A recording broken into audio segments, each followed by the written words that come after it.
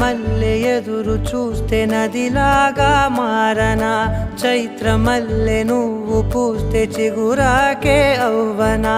నన్నే వరించే యువరాజును అంట, నీ యువరాణి పదవిస్తే చాలులెమ్మంట.